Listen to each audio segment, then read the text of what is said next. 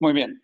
Entonces, la valvulotomía mitral abierta es una cirugía en donde ves a la válvula mitral y el problema de la estenosis es que se van uniendo las comisuras, así se llama. Es como, si saben que en la boca tenemos la comisura labial, ¿verdad?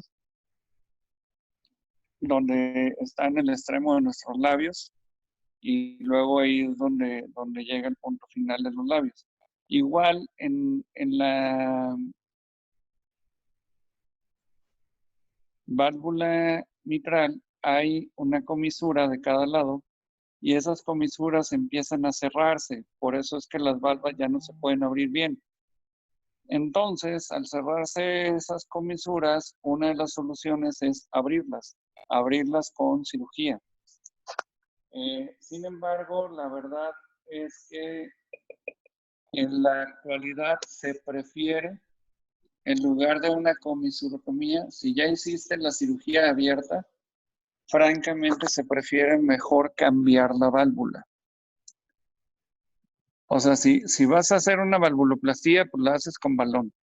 Y si ya operaste al paciente, ya tienes que quitar y poner una válvula nueva. ¿Sale? La que sigue. Y esta es la valvuloplastía con balón.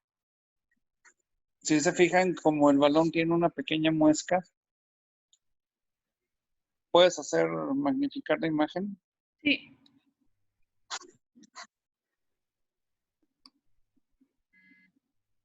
Perfecto. Ese balón, se fijan que tiene una pequeña cinturita, sobre todo en el contorno inferior. Esa pequeña cintura es el sitio donde está la válvula. ¿Qué quiere decir? Que ese balón fue inflado a una presión generosa, a una presión mayor, en el sitio donde está la válvula, se abre, con esto se rompen las comisuras, se liberan las uniones de la comisura y entonces ya se vuelve a abrir la válvula mitral. Este procedimiento se llama valvuloplastía con balón. Como es con un balón, se hace por medio de cateterismo a través de arteria y vena femoral en el paciente. ¿De acuerdo? Este procedimiento es algo que dura unos años nada más. Normalmente se vuelve a reestenosar la válvula y posteriormente será necesario operar al paciente. ¿En quiénes quisiéramos hacer esta valvuloplastía mitral? Pues tal vez en una mujer, edad joven, que se pretende embarazar, por lo tanto, ayudamos a que se solucione el problema de la estenosis mitral sin la necesidad de poner una prótesis, por lo tanto, sin la necesidad de anticoagulación. El 4, 6, 8 años que dure la estenosis mitral todavía en rango funcional será suficiente para que la mujer se embarace 1 o 2 veces, según la familia que desee tener. ¿De acuerdo? Entonces, una de las principales indicaciones de valvuloplastía con globo, con balón, es mantener la posibilidad de una mujer en edad fértil. ¿La que sigue?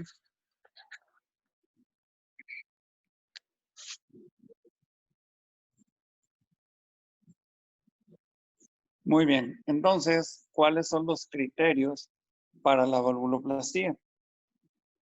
Que obviamente tenga síntomas importantes para que valga la pena, que solo tenga enfermedad de estenosis mitral, es lo ideal, que no tenga regurgitación mitral, o sea, que no tenga insuficiencia, que el aparato valvular y subvalvular no esté calcificado, porque si ya está calcificado cuando metes el balón y abres el balón, se rompe la válvula. Y que la aurícula izquierda esté completamente libre de coágulos. La que sigue.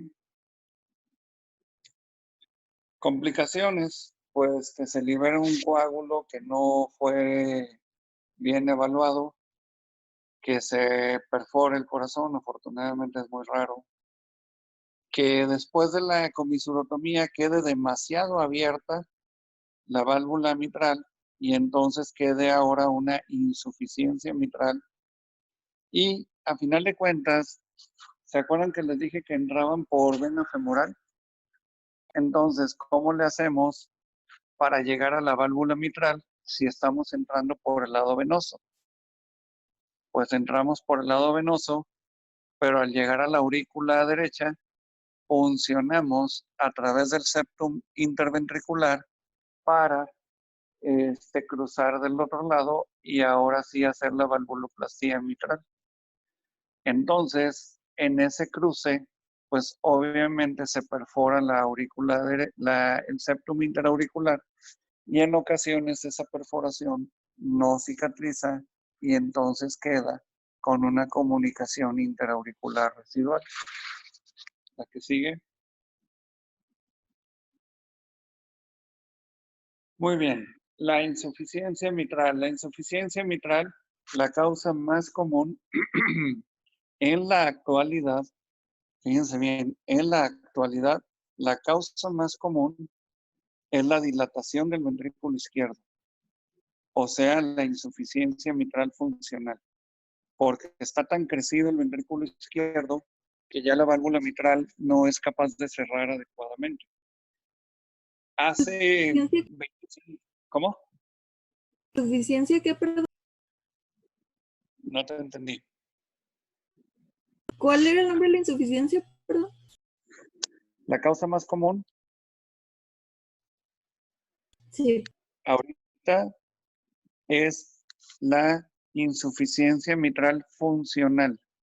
Quiere decir que el ventrículo izquierdo ya está dilatado, el anillo mitral está dilatado y las valvas mitrales ya quedaron pequeñas para ese anillo mitral y ya no lo cierran adecuadamente. ¿De acuerdo? Pero eso es en la actualidad. Hace 25 años, la causa más común en México era la cardiopatía reumática, secuela de la fiebre reumática. ¿De acuerdo? Y otra causa relativamente común ahorita es la cardiopatía isquémica, porque pone isquémico el músculo papilar y no funciona bien para cerrar bien la válvula. Causas más raras, pues endocarditis por destrucción de la válvula. La que sigue. Muy bien. Pues más causas, alteraciones en el tejido conectivo. La más común, artritis reumatoide y lupus eritematoso. Y bueno, otras que son ya más muy raras y muy de manejo de cardiología. ¿La que sigue? Muy bien. Los síntomas principales del paciente con insuficiencia mitral es la disnea progresiva de esfuerzo. ¿Qué queremos decir con disnea progresiva de esfuerzo? Que es una sensación de falta de aire que va progresando según tú vayas haciendo mayor actividad física. Entonces, hay personas que tienen disnea inicialmente con caminar 500 metros, sigues haciendo actividad física, después la disnea va a ser disnea de 400 metros y así progresivamente hasta que el esfuerzo para que tengas la disnea cada vez sea menor. Por eso se le llama disnea progresiva de esfuerzo. Va a manifestar también fatiga y en ocasiones va a tener palpitaciones por frecuencia cardíaca rápida. La que sigue.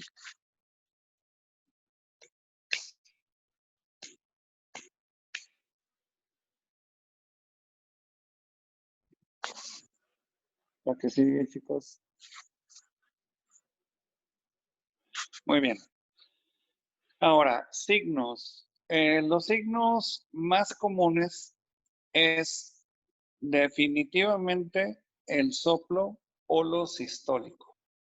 El soplo holosistólico es el signo por excelencia de la insuficiencia mitral. Cuando la insuficiencia mitral es importante, también vas a encontrar presencia de un tercer ruido por hiperflujo de la aurícula del ventrículo. Habitualmente, el soplo de insuficiencia mitral se puede escuchar incluso antes de que el paciente se vuelva sintomático. ¿Me sigue? Muy bien. Una de las complicaciones muy comunes es que la insuficiencia mitral, si se fijan ahí en el ecocardiograma, se fijan que hay un flujo de sangre que tiene como un mosaico de colores, es de varios colores el flujo de sangre, ¿ya lo vieron? Sí. Ahí a un ladito donde dice AI. Bueno, ese es el flujo de sangre de la insuficiencia mitral. Es un flujo de sangre que tiene muchísima, muchísima fuerza. ¿Por qué? Porque es cuando se contrae el ventrículo. Entonces regresa la sangre a la aurícula con mucha intensidad y esa aurícula muy rápido se dilata. Se fijan cómo el tamaño donde dice AI es muy grande, es incluso más grande que el ventrículo izquierdo. Entonces, esa aurícula izquierda está sumamente dilatada. Y la dilatación de aurículas es la principal causa de fibrilación auricular. Entonces, una de las complicaciones más comunes de la insuficiencia mitral es la fibrilación auricular. ¿La que sigue? Bueno, en el electrocardiograma, cuando hay crecimiento de la aurícula izquierda, vamos a ver una onda P de tipo mitral, ¿verdad? Una onda P mayor de 0.12 segundos. En ocasiones vamos a ver un ventrículo izquierdo crecido y en ocasiones fibrilación auricular por la complicación que ya mencionamos ahorita. La que sigue. Muy bien, la radiografía de tórax, habitualmente lo que se va a observar es cardiomegalia. Y en ocasiones, cuando la insuficiencia mitral es funcional, se puede observar cardiomegalia y calcificación en el anillo mitral. Esa calcificación del anillo mitral no permite que cierre bien y favorece aún más la insuficiencia. La que sigue. En ocasiones puede haber edema agudo de pulmón, si es muy grave la insuficiencia y muy aguda, y eso también se puede ver en la radiografía de tórax. El que te va a dar el diagnóstico definitivo, y no solo eso, te va a dar una evaluación funcional del ventrículo izquierdo, te va a permitir saber de qué tamaño están las aurículas y si hay presencia de coágulos o no.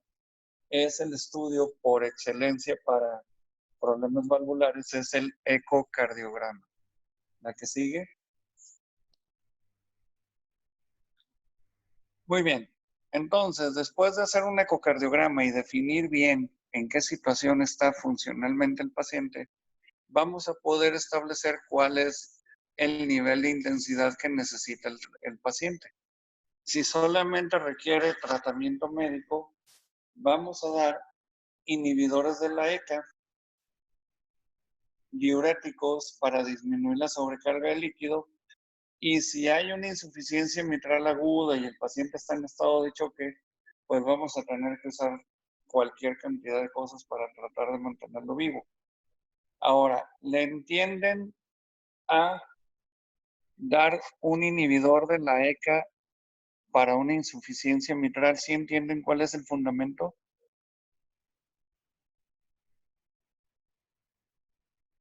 Muy bien. ¿Qué es un inhibidor de la ECA? No sé. ¿Cómo? Bueno, yo no sé. Un inhibidor de la ECA Es un medicamento que se utiliza para control de la presión arterial. Mm, El ejemplo más común es el captopril o el enalapril. Son medicamentos que te bajan la presión arterial sistémica. ¿Sí me van siguiendo el rollo? Sí. Sí. Ok, entonces, si tú tienes una presión arterial sistémica de 130-80, necesitas llegar hasta 80 para que se abra la válvula aórtica, ¿estás de acuerdo? En cada latido. ¿Sí o no? sí. A nivel del ventrículo. Se contrae el ventrículo, llega a 80 y se empieza a vaciar el ventrículo y se vacía hacia la aorta. ¿Estás de acuerdo? ¿Por qué no se vacía hacia la aurícula izquierda? Porque la válvula mitral se supone que cierra y está bien sellada. Bueno, ¿qué sucede si tengo insuficiencia mitral?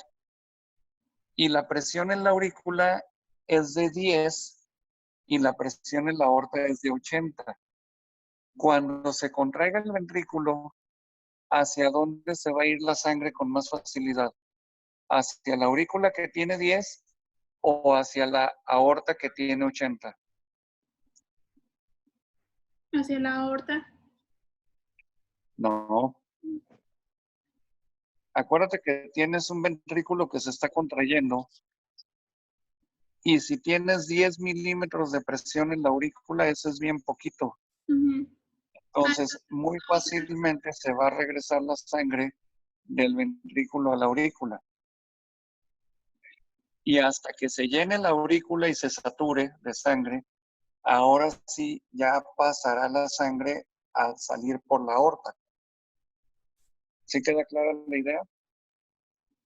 Entonces, si yo le doy al paciente un tratamiento con el que yo le pueda bajar la presión arterial y que en lugar de que tenga 130-80, el paciente tenga 110/60,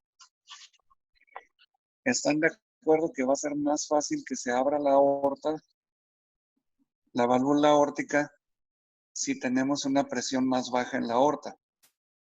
Por lo tanto, eso va a disminuir el grado de insuficiencia mitral, porque es más fácil que se abra la aorta y el flujo vaya de ventrículo izquierdo a la aorta como es lo normal. ¿Sí entendieron el fundamento del tratamiento? Sí. Sí. ¿Todos? Sí. Sí. ¿Para qué sigue?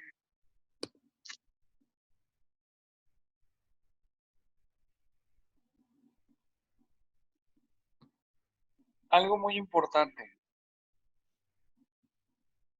Cuando identificas a un paciente con insuficiencia mitral,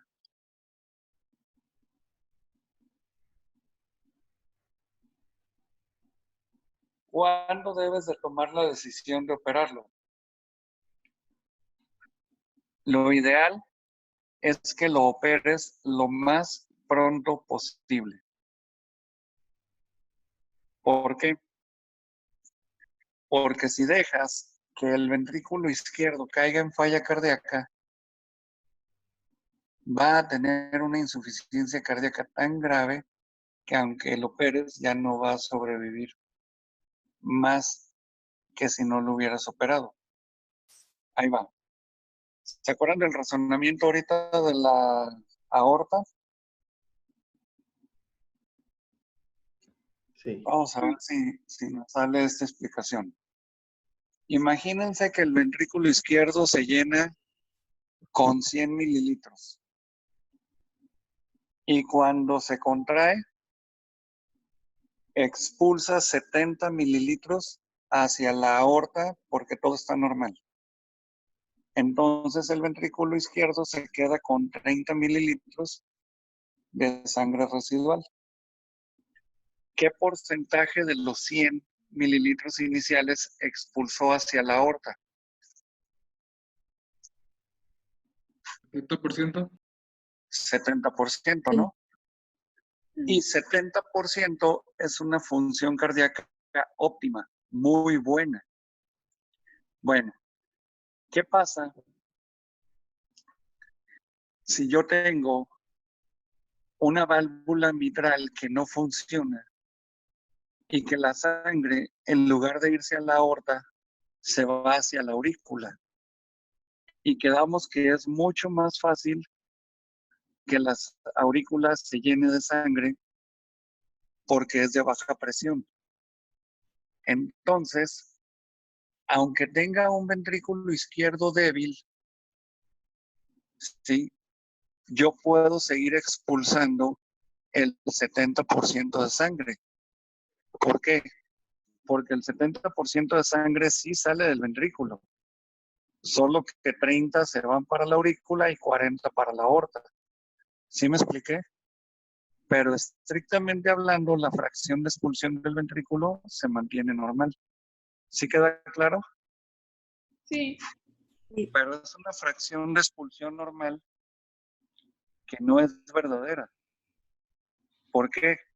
Porque cuando le pongas una válvula mitral que sí funcione, es probable que ese ventrículo ya no sea capaz de vencer la presión aórtica con tanta facilidad. Y entonces ahora la fracción de expulsión del ventrículo sea solo de 45 o 50%. ¿Sí quedó claro? Sí. Entonces, ¿cuándo debo de operar al paciente con insuficiencia mitral? Lo más temprano que me sea posible establecer el diagnóstico. Por lo tanto, la indicación de cirugía, una vez que identifico un paciente con insuficiencia mitral, es inmediata. ¿Sí quedó claro?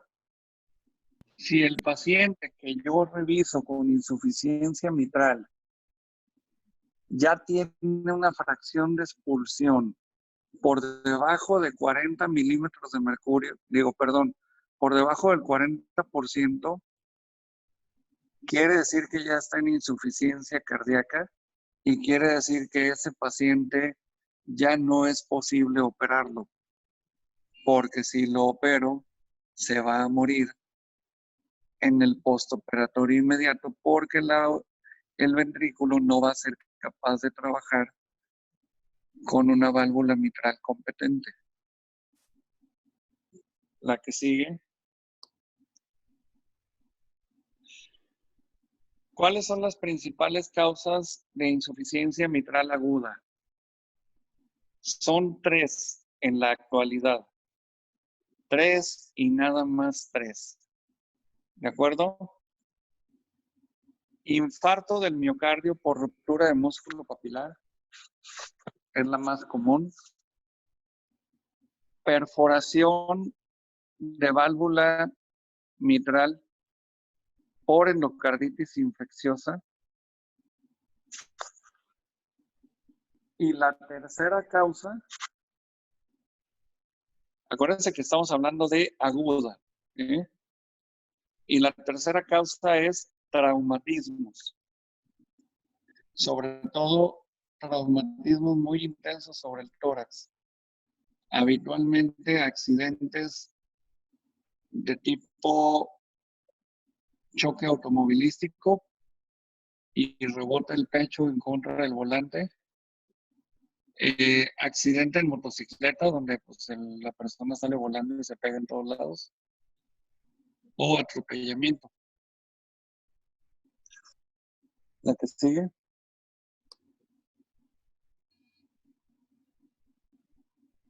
Muy bien. La cirugía para la insuficiencia mitral es lo más pronto que sea posible. Antes de que la fracción de expulsión caiga de menos de 60, o sea, de inmediato se tiene que operar. E idealmente es colocando una prótesis que sería mecánica en varones o en mujeres que ya no tengan deseo de tener familia o que ya no estén en edad fértil. Si es una mujer en edad fértil, se colocará una prótesis biológica para que ella se pueda embarazar. La que sigue.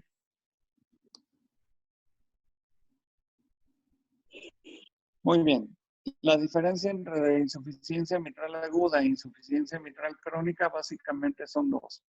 Uno, que la aguda puede tener un soplo muy intenso. Y dos, que la aguda generalmente se acompaña de un deterioro hemodinámico muy grave.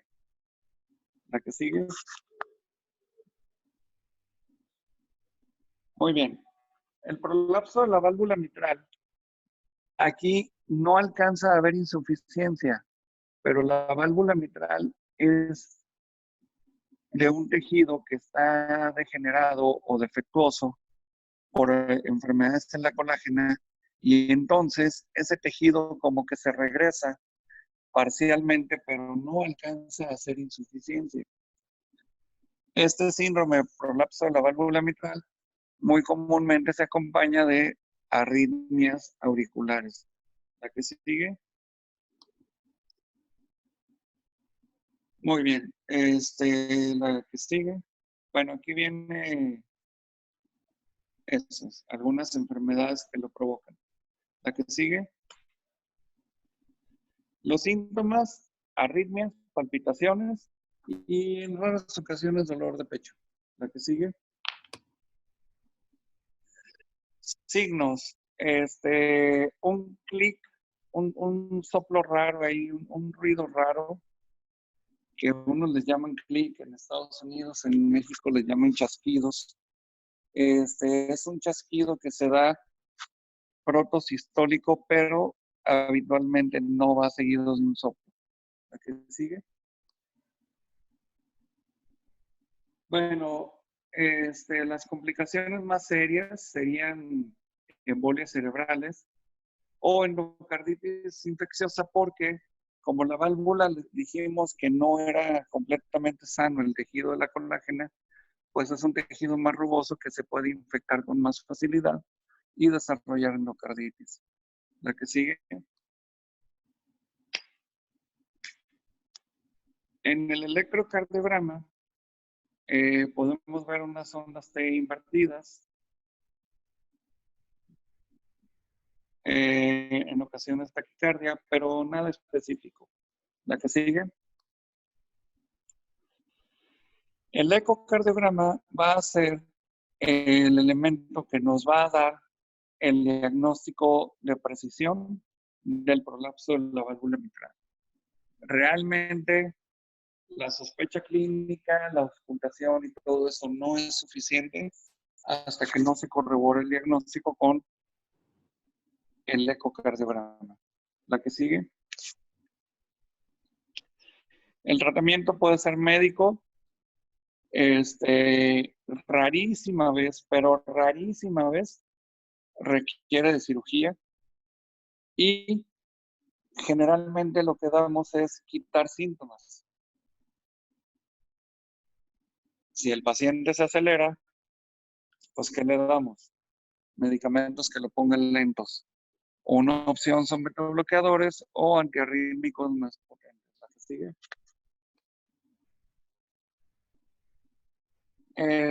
Rarísimo que el tratamiento sea quirúrgico, prácticamente sáquenlo de la cabeza. La única indicación de que fuera quirúrgico es que el prolapso terminara de dañar o de destruir la válvula y generara una insuficiencia mitral. La que sigue.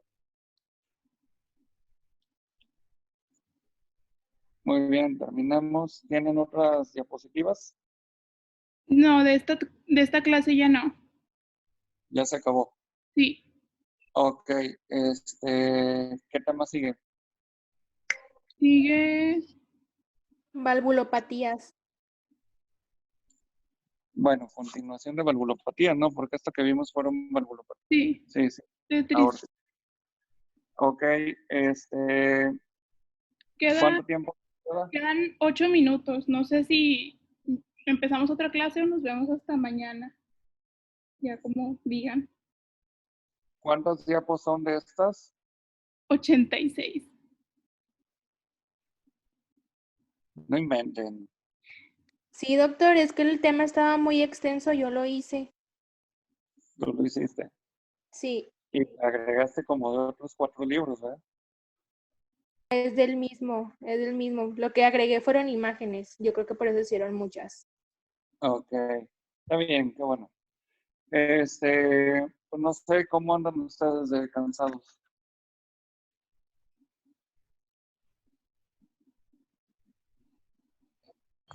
Pues como usted diga, doctor. ¿Quieren que abramos otro segmento?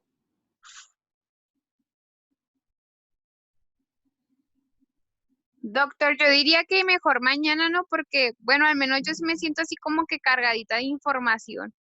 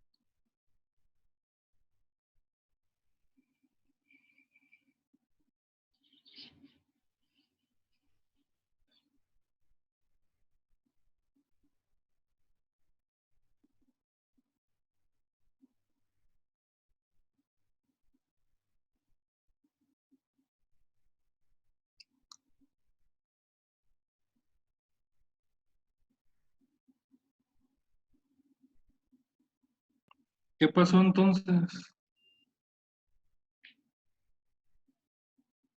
Pues ya no dijo nada el doctor. No, pues sí.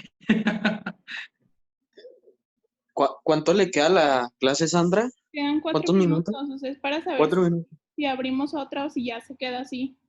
Ah, ok. Ah, pues, como digan. A papear. Mañana, ¿no? Ya comiste todo el día. Y El se doctor se engorda, salió. viejo. Pues mañana, ¿no? Sí, yo diría que Verlo. mañana. A ver qué dice el doc.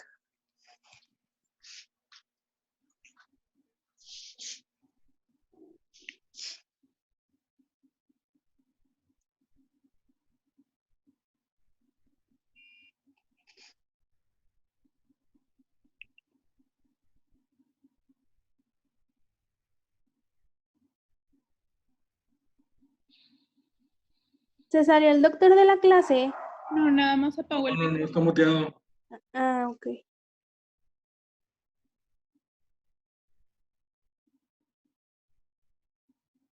No, pues, Pues yo creo que ya los que contestaron me dijeron que no, así que nada más que confirme que ya no soy yo.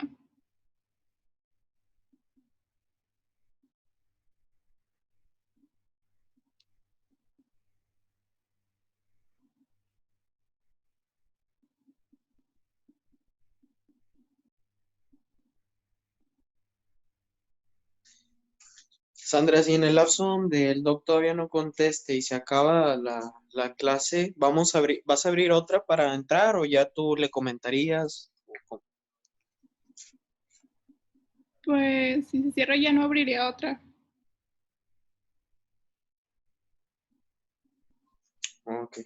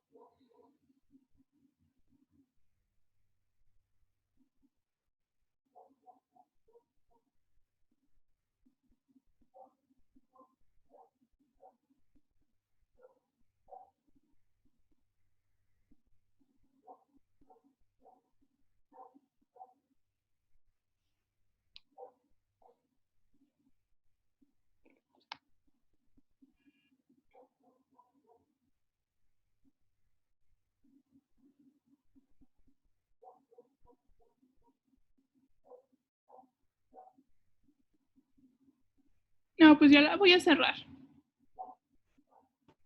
Sí, ya nos vemos hasta mañana.